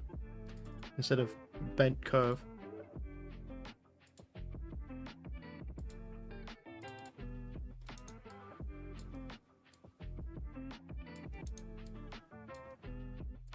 Alright.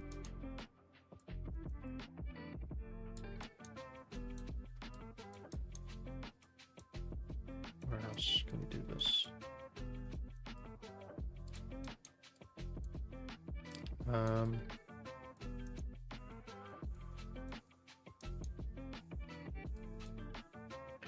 Let's try it. Let's try it here.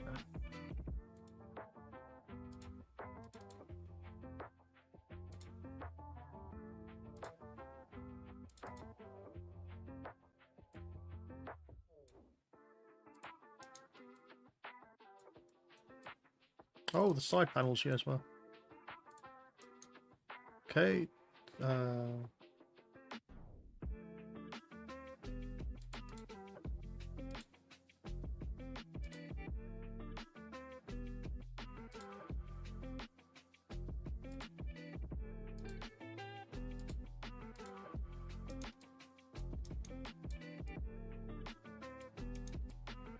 Okay.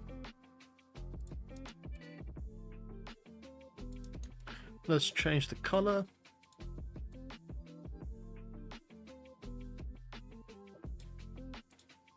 And then add another layer of bucket layer and black mask.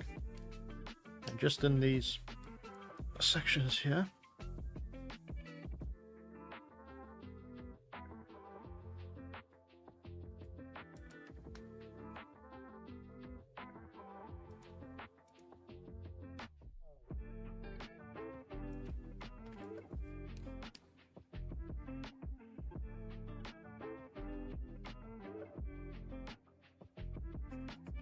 Again, I'm not too worried about cleanliness. Just trying to make it look cool.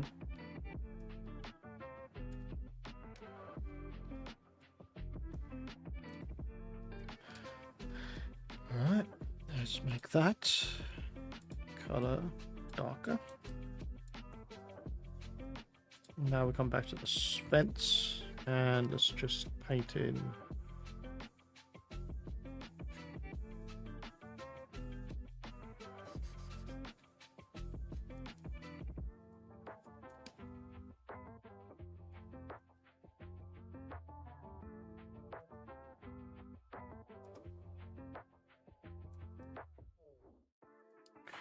okay.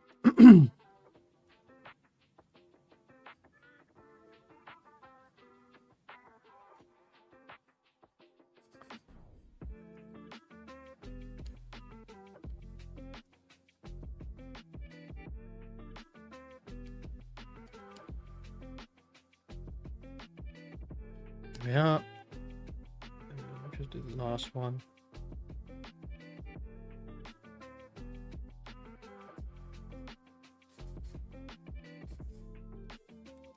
Okay.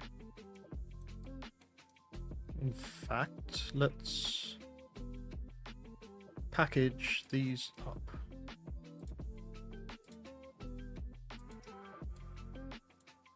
Do that folder. Vents.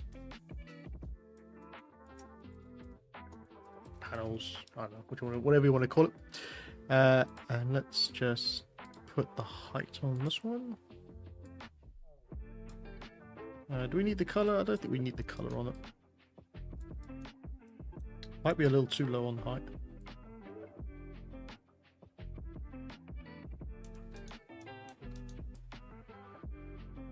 Yeah, so you can play around with these now and set the height to required, wherever you require. There we are, that's better. So we can start to add little bits of detail like that into it. Let's just check it.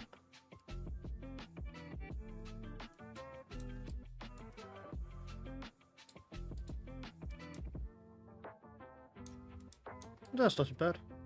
These ones on the legs here are a little smaller because I think the legs UVs are a little bigger, so they're going to look a bit weird. But I think it still looks alright.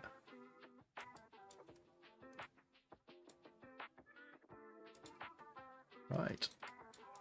So, let's just say that this character is done, right? We've done all the texturing. Obviously we haven't, but what I think I'll do is I just want to show you what it will look like inside a Marmoset tool bag before the end of the stream. And what we'll do is I think next week we have, is it next week next week is portfolio review.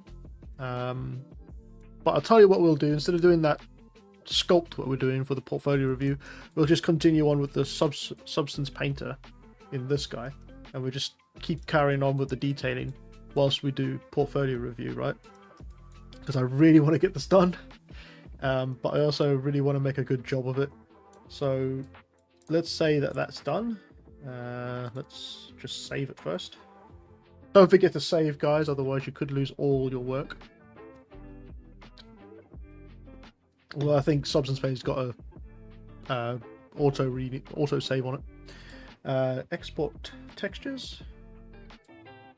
Now, I've got this thing called MWPBR. I think I've shown you this before, but the output is basically a base color, emissive, a height, material pass, or material map, sorry, a normal map, and a scatter map. So that's what's going to spit out for these textures. Just going to take it off to the side quick. Minimize that.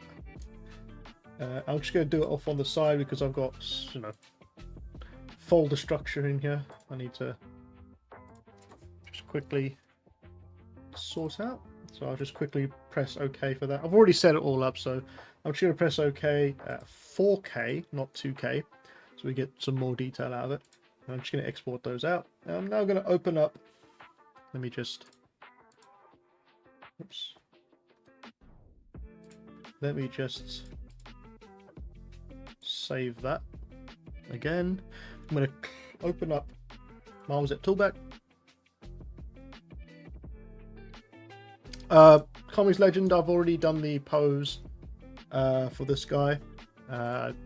Did it really quickly today during my lunch break. So I just did a very quick pose. It's nothing simple, it's nothing difficult, just a nice pose of him standing there looking heroic, I guess, or looking to the distance. I've already set up quite a few of the bits here, so we can get on and just sort of plug these in. So I can add the floor. So you see I got a nice sort of textured floor. All these textures for the floors has come from this program, Marmoset Toolbag, so you can just download them straight from Marmoset Toolbag. But yeah, I got the floor down. I like this one actually, it's quite nice grey like material. We've got the moon as well. Let's just go to sand clumps for now. Okay, and just get that out of the way. Where is it? Gonna go ZBrush. No. Thursday live stream. Sci-fi suits. Substance, textures, 01. There they are. Right, so I'm just gonna plug them in to their spots. So this is the armor. So the albedo. The normal map. And I think I've got to flip the normals. The material one for the roughness, which is on R. So the roughness is on R. The metallic.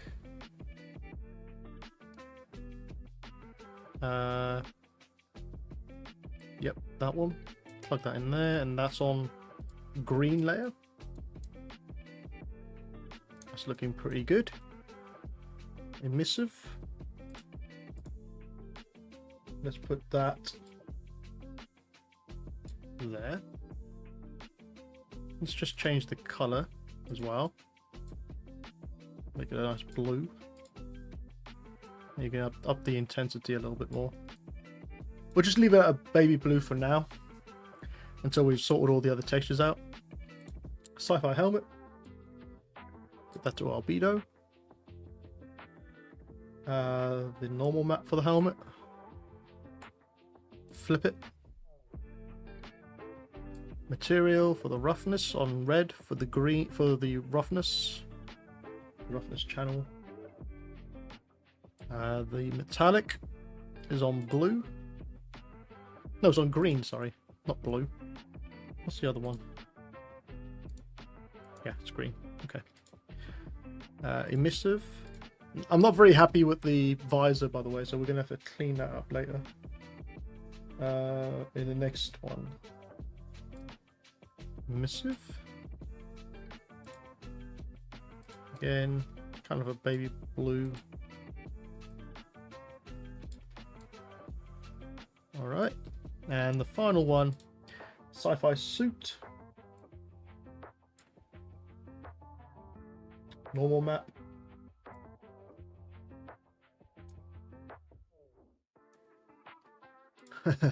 Have a good one, Joseph. We're going to continue this on next week anyway, so don't worry. We're going to do some more refinement to the textures. But thanks for being around.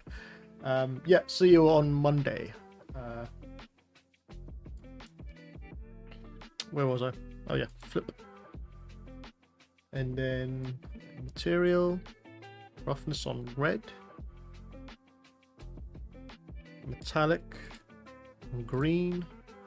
I don't think there's any emissive. Nope. Okay, cool. Nice one. Now let's turn it on to hyper realistic shading or rendering. There we are. There we go. Let me just get a scene, add a turntable.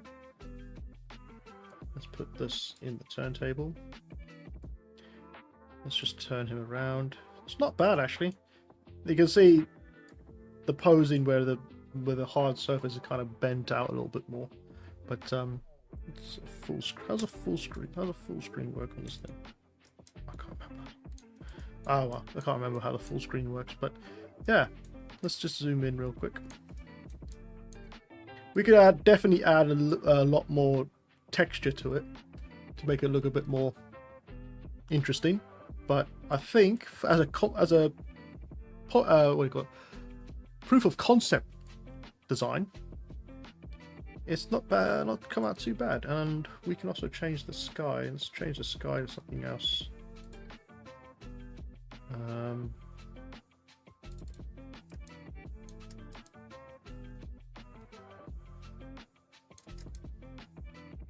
Nope, not that one.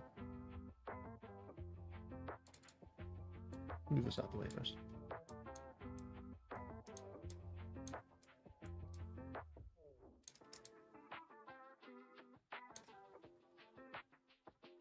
Try a different sky out. I love the Marmoset tool bag. It's just such a nice program to use. So user friendly as well. Comics Legends says looks great. Thank you very much. Yeah, not too bad, is it? And we're not even finished with it, because what I want to do is also adjust the scene in here a bit more as well later on, maybe in the next live stream when we finish the textures. Oh, look at that. That looks nice on that sandy ground. Look at that. Oops, too far.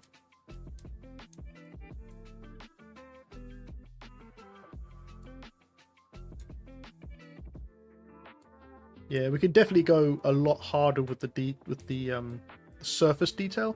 So get some of that bubbly painted texture look like rough paint, the military rough paint on him a bit more. I mean, not bad, right? Not bad for a conceptual piece. Ticks all the boxes that we want. We got a cool looking character. I wonder if there's renders. Oh yeah, we got all the render stuff in here as well. God. Yeah, no, I'm not gonna mess with this right now. It's just way too much right now, and it's way too late in the afternoon. We could also add some lights if we wanted in here. Yeah, cool. Well, I mean, that's it, guys. I'm gonna leave it there for tonight. I'm gonna save this first, but you can see that you can get a nice looking character, conceptual proof of concept character done, and you can actually put this in your portfolio and say, you know, it's a proof of concept character. Oh, look at that helmet. Oh my god, what have I done there? Anyway, don't look at that helmet. But yeah, you could say you could say this out as a proof of concept character, and show that you can sculpt and then use Substance Painter and Marmoset tool bag, you know, to render it, and add it to a portfolio, I guess. So yeah, not bad. But next week we'll continue on texturing this dude, because I think we can get even more detail into it and make it look even more realistic and refined, basically. But yeah, I'm going to leave it there for tonight, guys. Remove and that. There we go. I just want to say a big thank you for everybody coming in tonight and watching this process, and I hope it hasn't been too boring. These sort of things take a long time, and the sort of mental gymnastics of talking about topics as well as trying to do the 3D program itself as well. It makes it even longer to do the process, but I'm hoping it's, you know, you've sort of seen how to take a character from like a basic character inside of ZBrush to Substance Painter, you know, as a conceptual piece. But as I said before, we're going to continue on with this next week.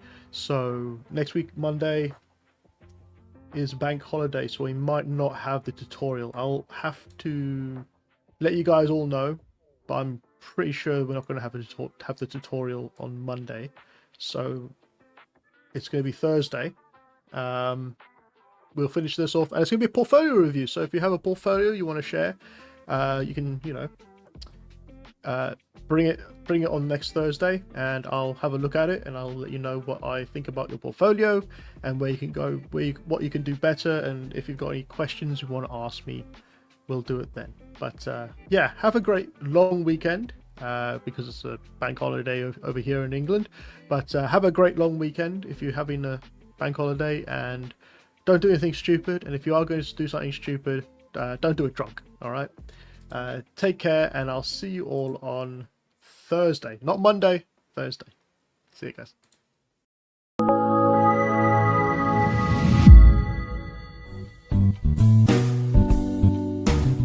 Thanks for watching. If you're interested in more exclusive content and want to support my work further, then please check out my Patreon page at MLW_creative for more. Also, view past live streams you might have missed in Tier 3 tutorial support, where I will be archiving future streams moving forward. If you are interested in other full-length tutorials, brushes and models, then check out my online stores for more useful content. I would also like to thank all my subscribers and patrons for supporting me for this long. Again, thanks for watching and stay safe.